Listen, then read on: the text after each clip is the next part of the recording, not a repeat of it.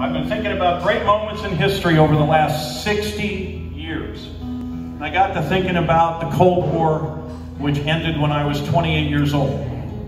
I think most would agree that much of the credit for winning the Cold War rightfully goes to Ronald Reagan, Margaret Thatcher, and Pope John Paul II, the first Polish Pope. But I got to tell you, for me, if I were going to give someone just a little bit more credit than all those folks or anyone else for defeating communism, collapsing the Soviet bloc, it would be one of my personal heroes, an electrician from a shipyard in Poland named Lech Walesa. He formed a movement that became known as the Solidarity Movement, which at its peak had 10 million workers. They demanded from the communist regime better pay, better working conditions, and free elections. Walesa was imprisoned by the communist regime and released under pressure from the West and the first Polish Pope. On October 27, 1991, the first entirely free Polish elections in 70 years took place, and Poland was free of Communist Party rule.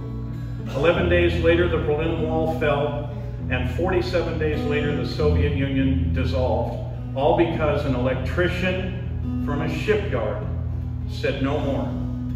All over Eastern Europe, in the cities and the villages and the hamlets and the farms, the newly freed people were waving two flags.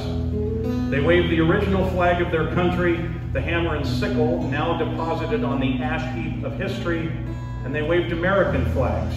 And someone on one of the newscasts pointed out that those American flags had 48 stars. You see, during the Cold War, those people believed we would free them. They believed in the promise of America, and they kept those flags hidden for nearly 50 years, knowing that one day they would need them. On November 16, 1989, 40 days before the Soviet Union dissolved, this electrician from a shipyard became the second foreign private citizen to address a joint session of Congress. Normally, the Joint Chiefs, the President's Cabinet, and the Vice President only attend joint sessions when the President delivers the State of the Union, but not that day.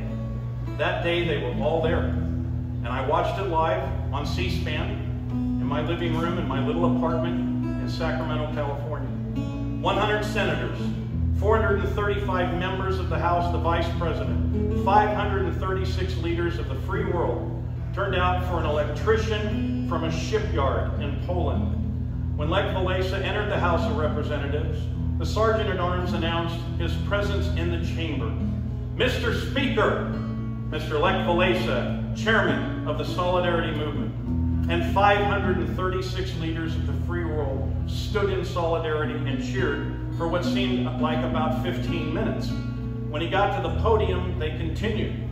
And after a few minutes, Lech Walesa raised his hands in the World War II victory symbol, and cheering reached a crescendo. He was unaware of the protocols of the House. You see, the Sergeant-at-Arms merely announced his presence in the chamber.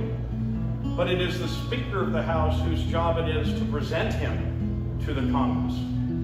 When the applause finally stopped and everyone in the chamber was seated, Speaker Tom Foley said, "Members of the Congress, it is my great privilege, and I deem it a high honor and personal pleasure to present to you the Honorable Lech Walesa, Chairman of Solidarity." And 536 leaders of the free world stood again for another 15 minutes. Finally, they took their seats. And then this electrician from a shipyard said in Polish, "Mr. Speaker, Mr. President, members of the Cabinet, distinguished members of the House and Senate." And then he paused for a moment. And he spoke just 3 words in Polish, which were repeated by an interpreter, and it sounded a little like this: "My naród," we, the people.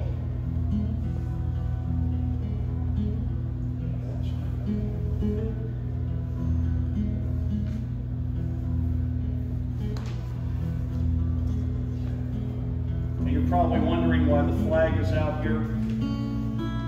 As you see, all 536 leaders of the free world were cheering again. And I'm going to close out my portion tonight. And while I'm doing this special thing by Johnny Cash, I want you to think about those 3 words, those 48 star flags, and and what they meant in 1989 to Lech Walesa and the people liberated by an electrician from a shipyard. Maybe what they mean to you. I just go, this is different. I walked through a county courthouse square. On a park bench, an old man was sitting there. I said, "Your courthouse is kind of run down." And he said, "Well, it'll do for our little town." I said, "Your flagpole leans a bit. That's a ragged old flag you got hanging on it." And he said, "Have a seat," and I sat down. "Is this your first time in our little town?" I said, "I believe it is." And he said, "Well, I don't like to brag. I'm kind of proud of that ragged old flag. You see, she got a hole right there when Washington took her across the Delaware. She got powder burns the night that Francis Scott Key sat watching her and writing, 'Oh, say can you see?'